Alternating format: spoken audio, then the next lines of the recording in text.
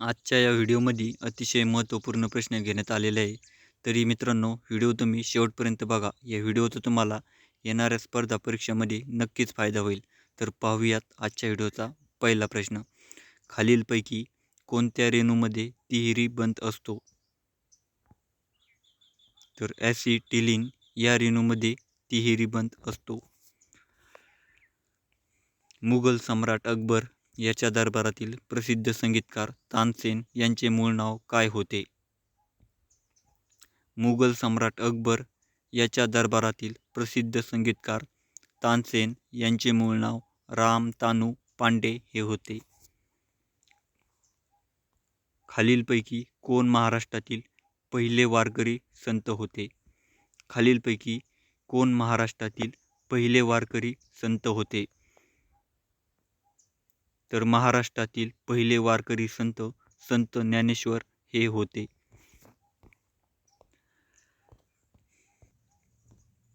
महाराष्ट्रामधील नगरधाण या शहराची स्थापना कोणी केली होती?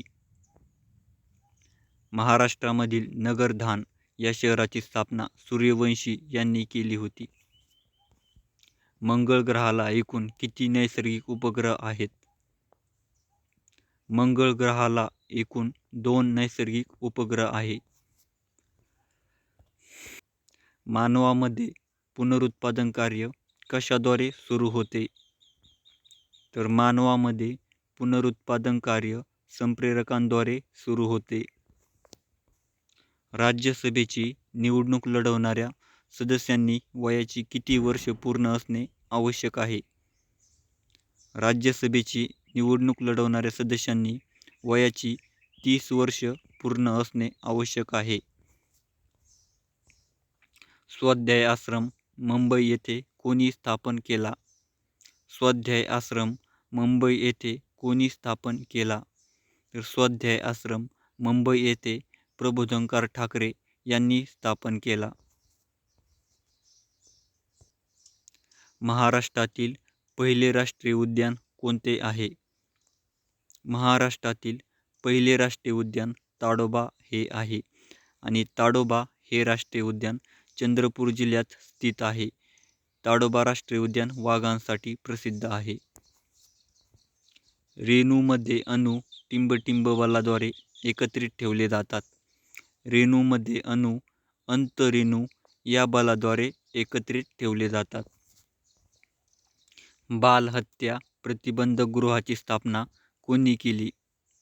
बालहत्या प्रतिबंधक गृहाची स्थापना महात्मा ज्योतिबा फुले यांनी केली. कुष्ठरोगाच्या जीवाणूंचा शोध कोणी लावला? कुष्ठरोगाच्या जीवाणूंचा शोध डॉक्टर हॅन्सन यांनी लावला. जपानवर अणुबॉम्ब कोणत्या वर्षी टाकण्यात आला होता? जपानवर अणुबॉम्ब 1945 या वर्षी टाकण्यात आला होता. खजुराहो लेणी कोणत्या राज्यात स्थित आहे? खजुराहो लेणी मध्य प्रदेश या राज्यात स्थित आहे. पृथ्वीचा सर्वात मोठा नैसर्गिक उपग्रह कोणता आहे? पृथ्वीचा सर्वात मोठा नैसर्गिक उपग्रह चंद्र हा आहे. अलंकार मीमांसा या नावाचा लेख कोणी लिहिला? अलंकार मीमांसा या नावाचा लेख गोपाळ गणेश आगरकर यांनी लिहिला. 1991 ची नरसिंह समिती कशाशी संबंधित होती? 1991 ची नरसिंह समिती बँकांची वित्तीय व्यवस्था या बाबीशी संबंधित होती. टिंब टिंब टिंब या वर्षी ट्रान्सफर ऑफ पॉवर कायदा पास करण्यात आला. तर 1858 या वर्षी ट्रान्सफर ऑफ पॉवर हा कायदा पास करण्यात आला. कोणता दिवस राष्ट्रीय पर्यटन दिन म्हणून साजरा केला जातो? 25 जानेवारी हा दिवस राष्ट्रीय पर्यटन दिन म्हणून साजरा केला जातो. 25 जानेवारी या दिवशीच मतदार दिन म्हणून सुद्धा साजरा केला जातो. राष्ट्रीय मतदार दिन आणि पर्यटन दिन दोन्हीही दिन 25 जानेवारी या दिवशी साजरे केले जातात. राज्यसभेचे सभासदांचा कार्यकाल किती वर्ष असतो? राज्यसभेच्या सभासदांचा कार्यकाल 6 वर्ष असतो. मध्य प्रदेशातील स्थलांतरित शेती कोणत्या नावाने ओळखली जाते? मध्य प्रदेशातील स्थलांतरित शेती बेवर या नावाने ओळखली जाते. सातपुडा पर्वतरांगेमुळे कोणत्या नद्यांची खोरी वेगळी झालेली आहेत? सातपुडा पर्वतरांगेमुळे नर्मदा व तापी या नद्यांची खोरी वेगळी झालेली आहे.